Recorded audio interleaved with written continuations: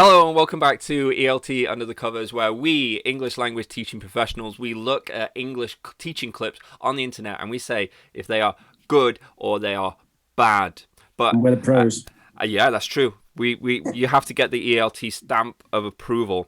And today we're continuing our series of looking at kind of YouTube teachers. And today we're not looking at a teacher per se. We're looking at a celebrity, and he's going to be teaching British slang, and that celebrity is the one and only Idris Elba.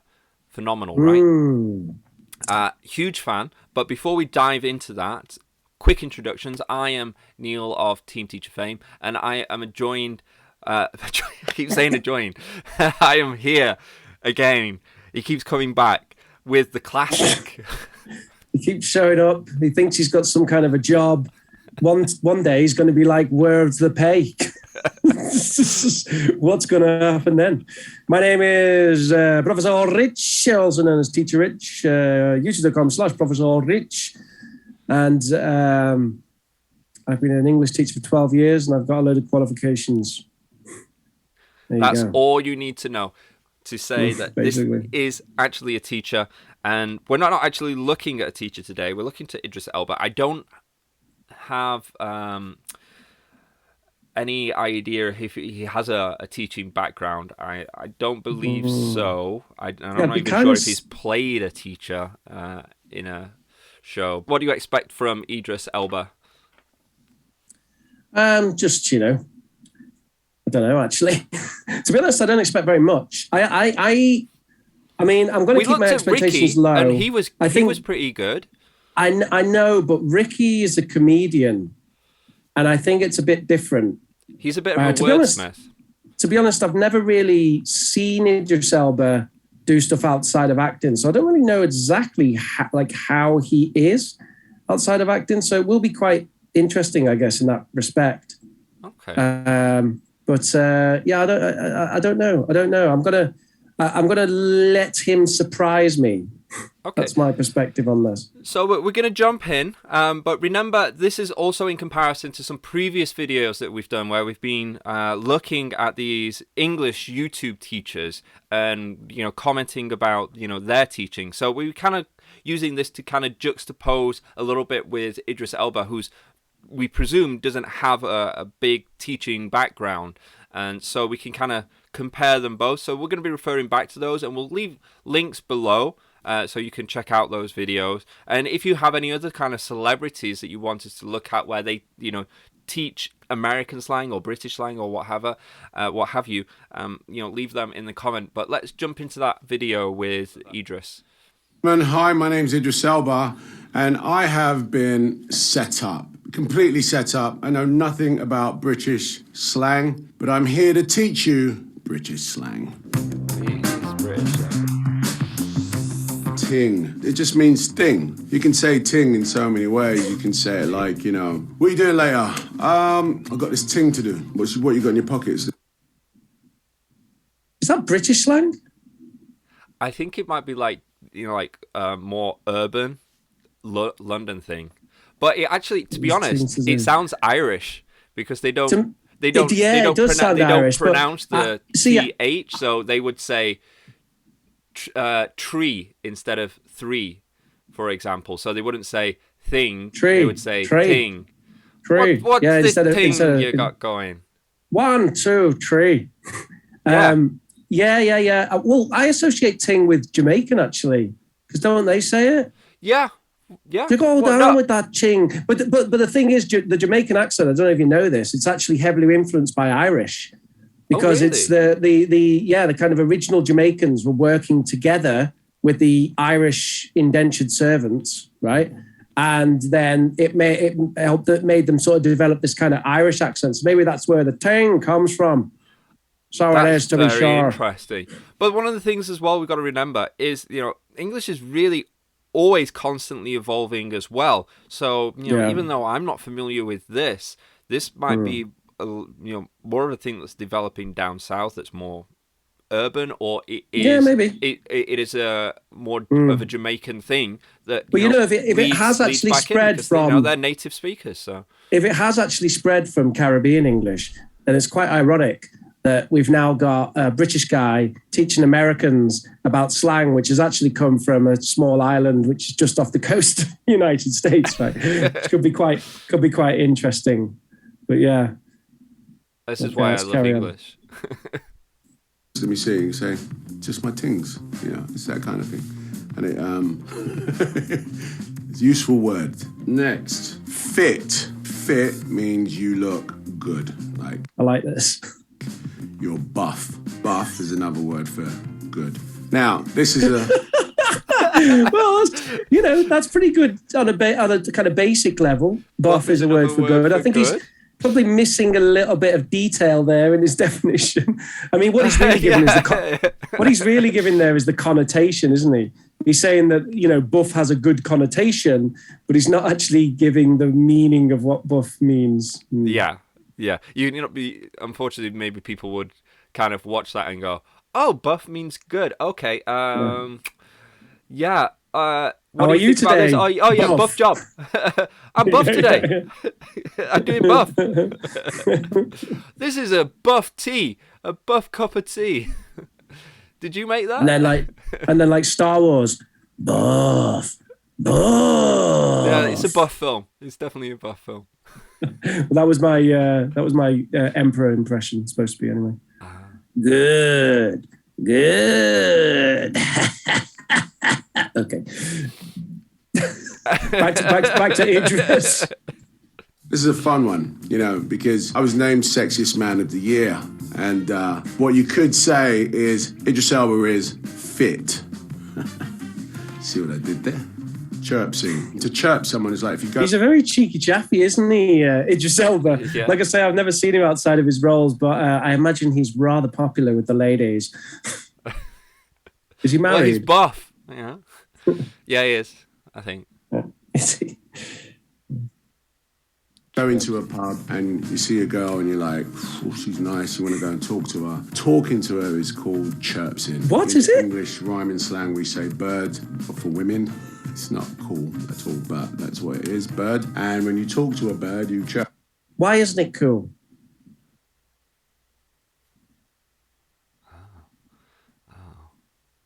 I'm still trying to work my head around. I thought political correctness was your area. Bird. Is it offensive? A couple of birds over there. Oh, don't know. Well, I don't know. I don't know. I get a bit. I think it's fine. It's fine. I mean, it's someone goes around and goes, "Look at those lads over there." What if they say, "Lad? I'm not a lad. I'm a man." You know what I mean? What are you saying, lad? It's a very UK thing. I don't think. I think anyone can get offended by anything, and I don't think there's anything that offensive about bird. So I disagree with that. There was a little comment there. Chirps in, I've never heard. Maybe it's Cockney rhyming slang. That's the way that he presented it. Is it? And that's the thing as well. They should, if they're doing British slang, it should be broader stuff like the stuff that they gave to Ricky Gervais, the stuff that they've given to Idris Elba here. It's often, I presume, as well in following, going to be more Cockney slang, which is very different. Do we know that they've given him these things, or maybe he chose them? I would say that he was given these, but I don't know. That's a good point.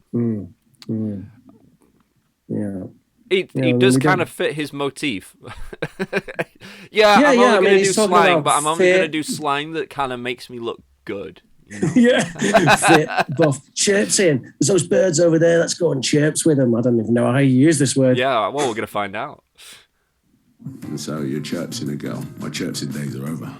Benning, what it actually means is that when I'm benning, I'm laughing so hard that I'm bending over. Then, man, you can say it like this. Yo, I saw my guy the other day. Yo, he had me benning.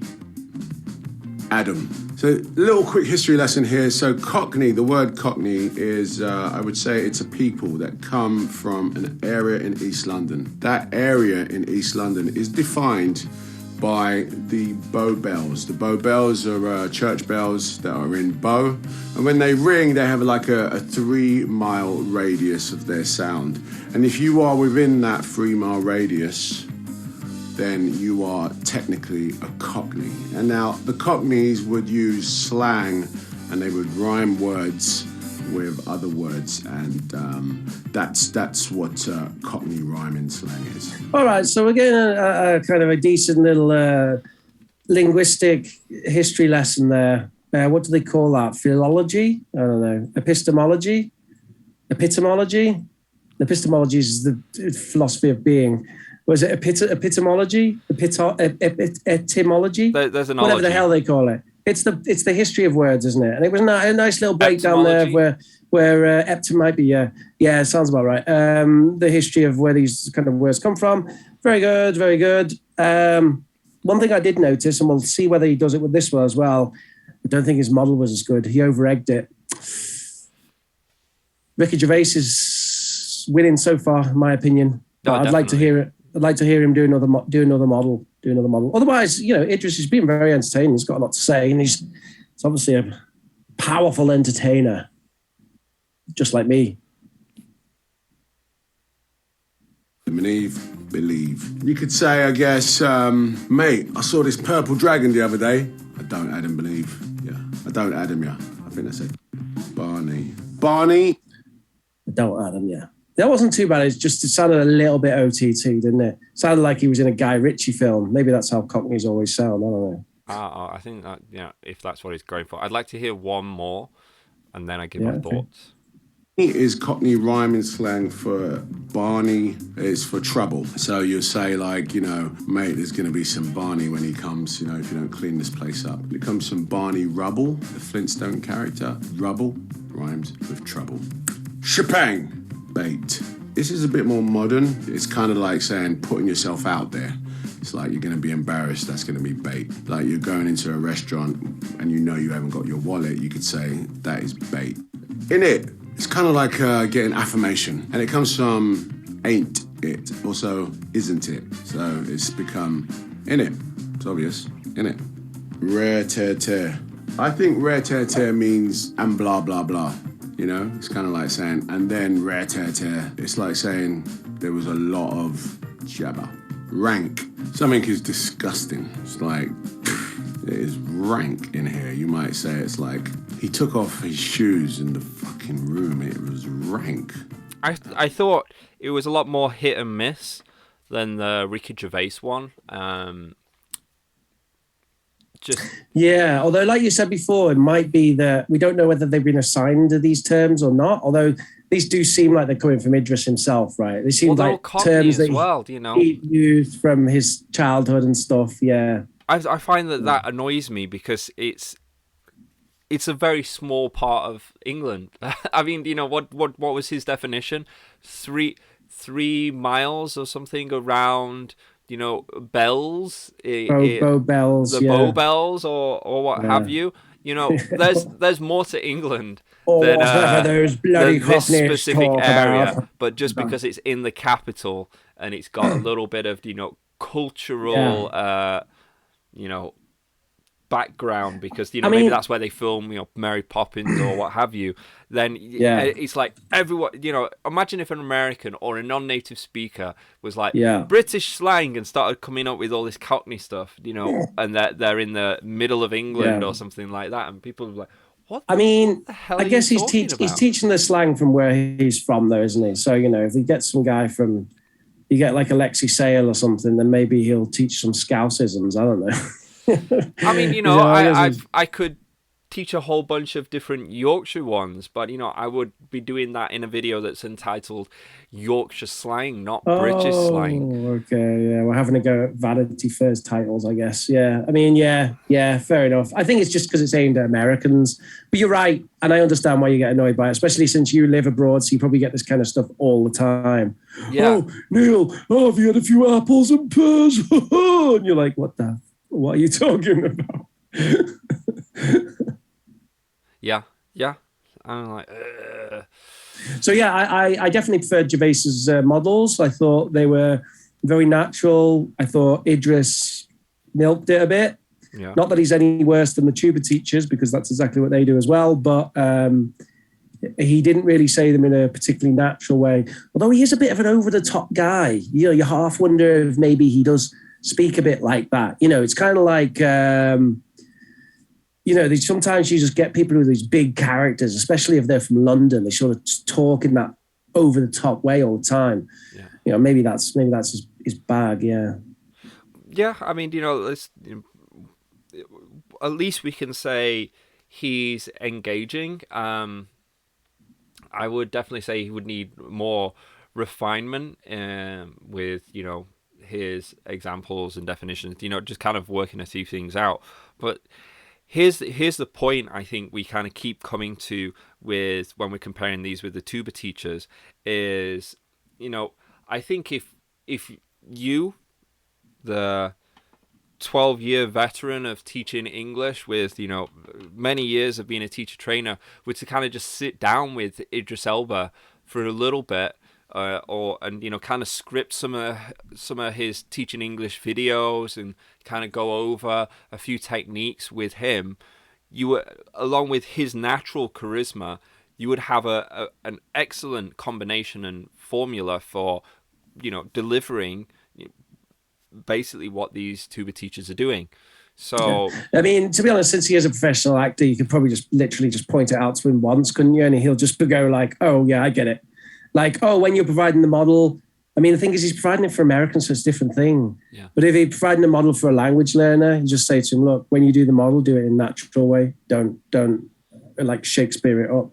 And he'll just, you know, as a professional actor, he'll just be like, oh yeah. Yeah. Boom. Yeah. And I think it'd be more work on the back end, you just kind of going over, all right, here's kind of the sort of definitions. This is your example.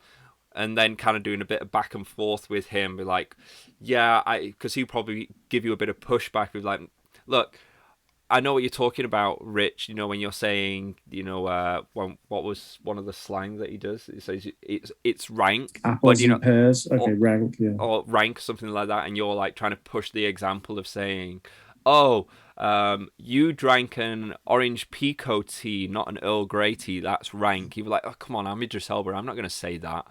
I'm just talking about, you know, my mate's taking his shoes off and his socks being stinky. They're rank. Yeah, so they'd be pushed back on that and having more personalized examples, but just kind of giving them a format. And as you say, just pointing out that, yeah, you don't need to overplay it when you're giving the models. Then I think you'd have a formula for a very engaging tuba teacher channel. However, would you say that would be good teaching, or a good way to learn English? Is this what are the downsides of something like that? Well, I mean, this is sort of the overall kind of the overarching thoughts on tuba teachers that we're kind of leading up to at some point, isn't it? You know, is it a good way to learn English? I mean, specifically if we consider watching these little vocabulary chunky videos, you know, I'm on the fence on it. And even though I still do it, like I said, I recently did one that's about military vocabulary. Now, the only way that I'm going to know for sure if that's effective is I need to get in touch with some of the people who watched the video a couple of weeks afterwards and say, look, do you remember any of these things? Yeah. Can you tell me 4 pieces of vocabulary that you learned in that video? You know, are you using it? And that'd be the test, really, to find out if they actually are effective. Mm-hmm. Are these things actually sticking? You know, and it would be interesting to find out. And my inclination is that some of them do, but that it's a very narrow focus. And it would be beneficial to integrate it as much as possible into context and also into sub-skills of language learning, so that you're not just teaching these language phrases, but you also pick another point to add to it. So maybe you've decided, okay, I want to teach functional language for making requests, right? Well, first of all, you should definitely do it in a context. So you're like, okay, the context of the video is going to be going down the beach. So your requests are things like, you know, I don't know, could you pass me the towel and stuff like that, right? Mm-hmm. And then, so you've got your language there and you've got your context, and then choose a language point to extrapolate on at some point. So you're going to give them a bit of a pronunciation magic and show them some connected speech in those phrases, or we've got to maybe have a look at weak forms, or have a look at some other kind of diving into the language bit, just to give them a bit of everything. Or even you could go into stuff like tutoring on how to take good vocabulary notes. That'd be a nice one. So you start off with the vocab and start off with the context, then go into the vocab, and then go, hey, how do you make notes about your vocabulary? Here's an example of 2 pieces of vocabulary notes with structure from today's lesson. Which one do you think's better and why? Okay, now choose 3 more phrases from this lesson and make notes in that way that you thought was better, for example. Yeah, no, I think that's an excellent point, and we'd love to see more of these videos with tuba teachers doing that sort of thing. But as we're going through, we're not really seeing that as much. So, what we'd like from you watching this is, do you watch any tuba teachers? Do you watch any of these YouTube English teachers? Do you see them on any other platforms? And do you have any examples that you think are good or kind of match what Richard's kind of got over? Please leave them in the comments, and we'll do some further research and we'll do a video on that. No problem. We always love to see some good teaching, and we'd love to recommend that as well. Well, we're going to wrap this up. If you're looking for more stuff from myself, go to teamteachchina.com. I have a whole bunch of PowerPoint materials that you can use instantly in the classroom. Team Teacher China, the YouTube channel, we actually do videos of me teaching and using those materials. And then we have Team Teacher English, where those materials are put into a self-study video form, mostly for kids, give them for homework and that sort of jazz. And then we have got Team Teacher Baby, where I take my experience teaching and put that into parenting. And then we have the classic, Professor Rich. Classic, the Rome of English teaching. That was Neil Travis 2021. YouTube.com/, Professor Rich. See you there. Like, subshare, and subscribe. Thank you very much for watching, everybody. Subshare, everybody, and share, scribe.